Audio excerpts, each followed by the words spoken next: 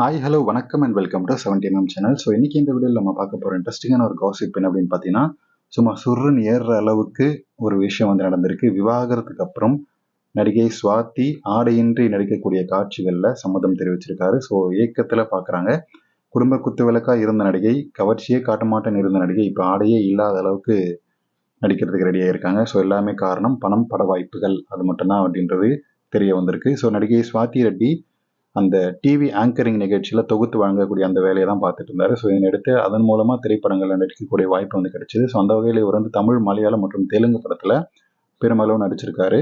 So எல்லாமே குடும்ப பாங்கான character தான். ஸோ மேலும் வந்து இவர் கலர்ஸ் ஸ்வாதி அப்படின்ற பெயரில் தெலுங்கு அந்த நிகழ்ச்சியில் வந்து ஹோஸ்டாக வந்து வேலை பார்த்துருந்தாரு. ஸோ மா டிவியில் எல்லாமே.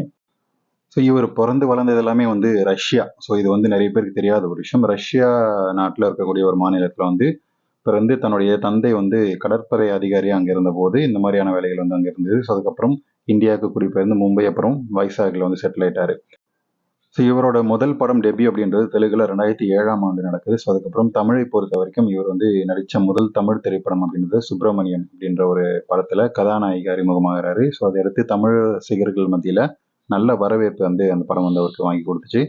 ஸோ ஃபிலிம்ஃபேர் விருது வாங்குற அளவுக்கு, அதுக்கப்புறம் தெலுங்குல நந்தி விருது வாங்குற அளவுக்கு அந்த படங்கள் வந்து அந்த ஒரு படம் வந்து அவருக்கு நல்ல ஒரு அடையாளத்தை வாங்கி கொடுத்துச்சு.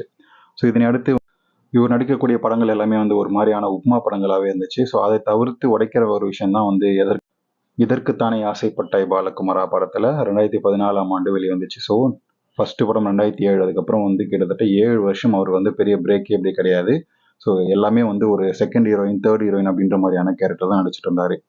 ஸோ 2015ஆம் ஆண்டு, அதுக்கப்புறம் வந்து 17ன்னு சொல்லி ஒரு சில படங்கள் மட்டுமே நடிச்சுட்டு 2018 வந்து இவர் கல்யாணமும் பண்ணிக்கிட்டாரு. ஸோ சமூக வலைதள பக்கத்தில் படு பிஸியாக இருக்கக்கூடிய நடிகை சுவாதி ரெட்டி திரைப்படங்களில் குடும்ப குத்து விளக்க நடித்து பிரபலமானவர். ஸோ சுப்பிரமணியம் படத்தில் இவர் அழகை பார்த்து ரசிக்காத ரசிகர்களே இல்லைன்னு சொல்லலாம். ஸோ கல்யாணத்துக்கு முன்னாடி நடிச்சிட்டு இருக்கும்போதே வந்து உடல் எடையை மெயின்டைன் பண்ணாமல் பயங்கரமாக குண்டாகி பட வாய்ப்புகளை வந்து சுத்தமாக இழந்துட்டாரு. ஸோ இதை நேரத்து கல்யாணம் பண்ணிட்டு திருமண வாழ்க்கையை வந்து ஐக்கியமாயிட்டாரு. கல்யாணமான அடுத்த நாளே வந்து முதலிரவு முடிஞ்சது அப்படின்றது தன்னுடைய முதலிரவு அறையின் புகைப்படத்தை வந்து அந்த இன்ஸ்டாகிராம் பக்கத்தில் ஆடையெல்லாம் கலந்து போட்டுற அந்த மாதிரியான ஃபோட்டோஸை வந்து போட்டிருந்தாரு. அது வந்து பரபரப்பு வந்து கிளம்பிச்சு. ஸோ எங்களுக்குள்ள ஃபர்ஸ்ட் நைட் மேட்டர்லாம் முடிஞ்சு அப்படின்னு சொல்லி தன்னோட உள்ளாடைகள், அவருடைய ஆடைகள், அவருடைய ஹஸ்பண்டோட ஆடைகள் எல்லாமே ஒரு பக்கமாக போட்டு அதை ஃபோட்டோ எடுத்து போட்டிருந்தாரு. ஸோ மேலும் திரைப்படங்களில் இந்த மாதிரியான விஷயங்கள் நடிச்சுட்டு ஸோ இப்படி வந்து ரசிகர்களை வந்து கவரணும் அப்படின்றதுக்காக இப்போ வந்து டிவோர்ஸும் ஆயிடுச்சு.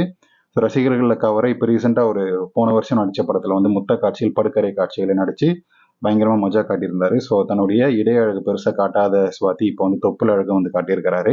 ஸோ இதனை அடுத்து இப்போ கமிட்டாக இருக்கக்கூடிய ஒரு வெப் சீரிஸில் இவருக்கு வந்து ஆடையின்றி நடிக்கக்கூடிய காட்சிகளும் இருக்குது. நீச்சல் குளத்தில் பிக்கினி போட்டு நடிக்கக்கூடிய சீன்ஸும் வந்து கொடுத்துருக்குறாங்க. ஸோ இதெல்லாம் வந்து எதற்கும் சம்மதம் அப்படின்ற மாதிரி ஓகே சொல்லிட்டு நடிக்கிறதுக்கு தயாராக இருக்காரு.